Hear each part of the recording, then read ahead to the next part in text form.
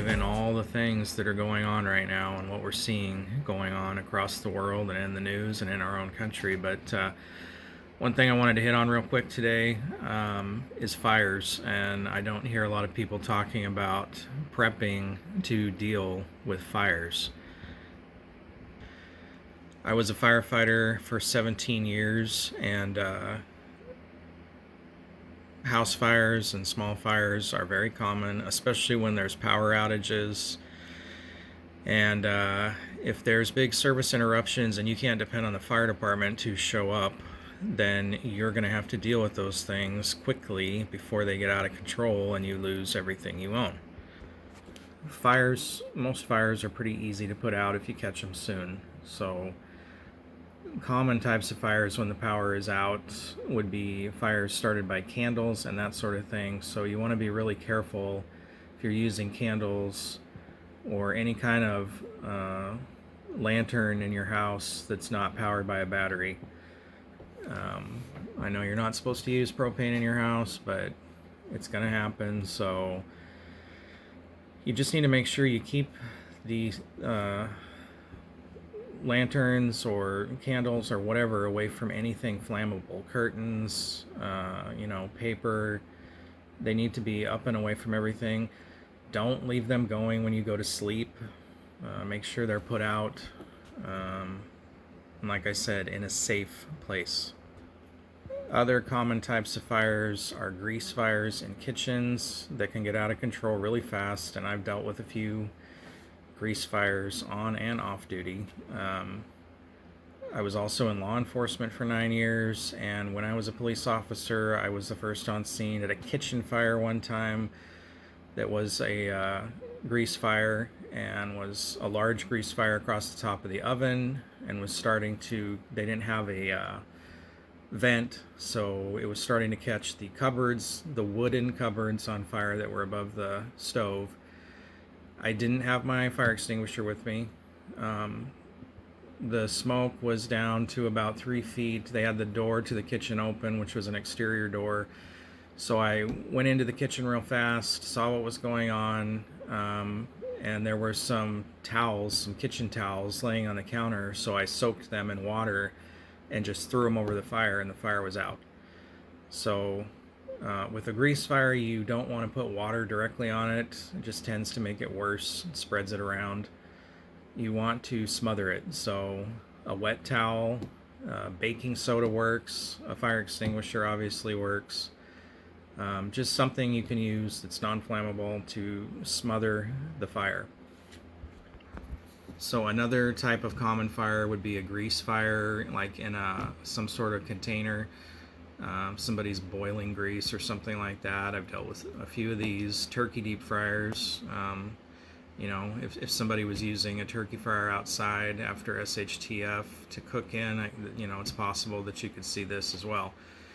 Keep it away from any structures, any wood.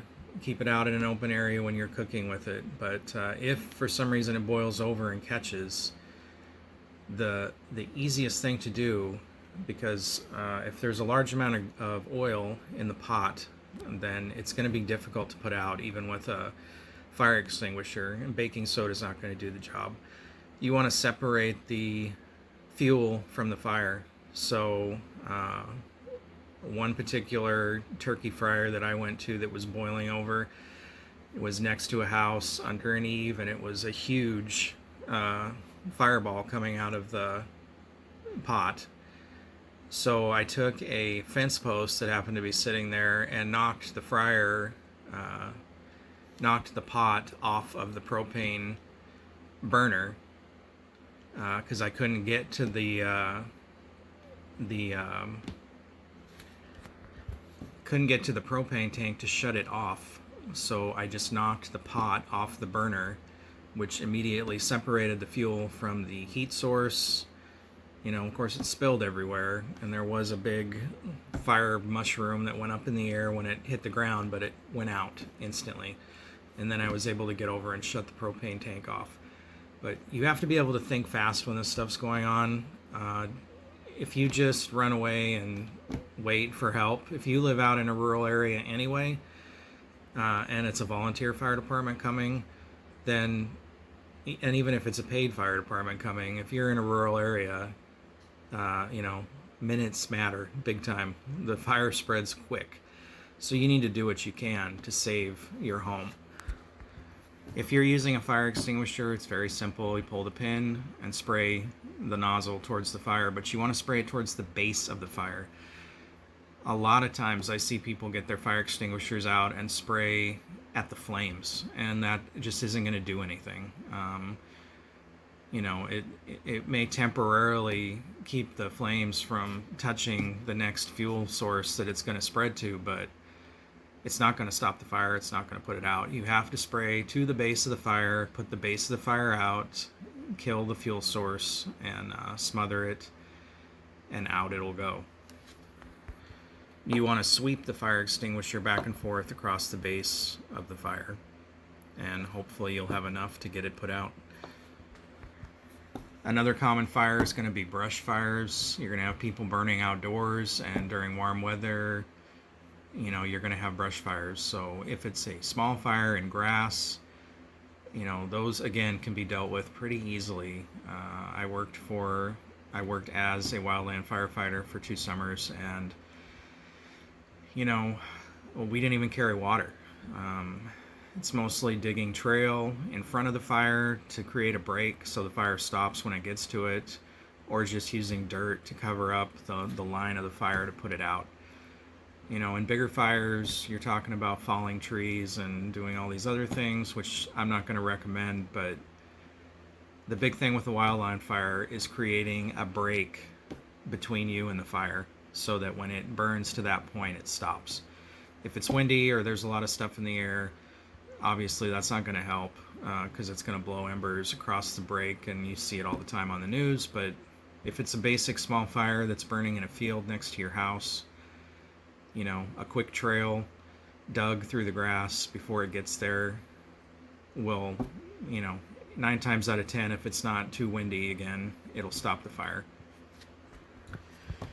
I think most people will be surprised at how little water it really takes to put out a fire. So I'm not going to tell you to do this.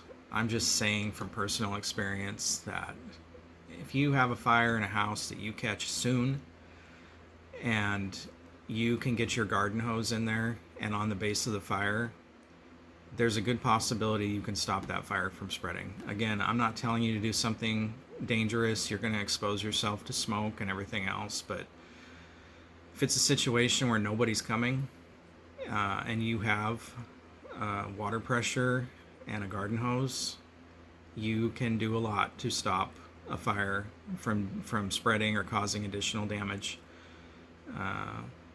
Steam that comes from the water you're using will go a long ways to helping you put out a fire. So again, water at the base of the fire.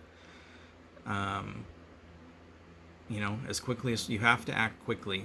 Once it spreads and it's a big fire, then there's not going to be much you can do with a garden hose. But when it's small, you can actually accomplish a lot. So again, if it's a situation where nobody's coming to help you and you got to do what you got to do, you know, think, stay calm, and use whatever resources you have. So again, just you want to smother the fire.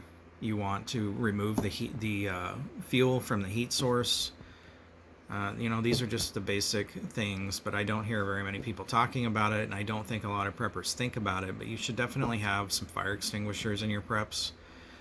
And, you know, baking soda or something else, fire blankets maybe, some kind of water source, you know, pump can, if you can get your hands on one of those with some water, maybe a few of those. But these are things that get overlooked, and you don't want to overlook it, because a fire in your house when there's no services coming could be the end of your shelter, the end of all your preps, and then you're just, you know, out trying to find like everybody else, and you don't want to be in that boat. So again, you know, there's other situations where, you know, if you come to a room that's on fire and it's full of smoke and it's been sealed, you probably don't want to open the door, you know, because you've got backdraft and flashover dangers, and I'm not going to go into all that, but you just want to be very careful. But like I said, if you catch a fire early, there's a lot you can do without having to just run back and wait for somebody else. And my suggestion is, if no service are coming, that you deal with it quickly so you don't lose what you have. I would also suggest getting, they've got these like hoods with canisters they sell. They're on Amazon. You can find them. And they're for putting on in a fire, to get out. And I would suggest having stuff like that. And if you're in a 2-story house, I would suggest having the chain ladders or whatever. There's like a pole that attaches to the eave of the house that'll extend down by your window. But you need to have escape methods set up and ready. You need to go over those things with your family, your kids, to make sure they can get out of the house if there is a fire. But it's just something else to think about. I think we're getting down to the wire on what's happening and where we're headed. So this is just something I think some people overlook, and hopefully you haven't. And if you have, hopefully this makes you think and you can be prepared for it, because inevitably there will be fires. Alright guys, thanks for listening, and as always, ask yourself, will you survive?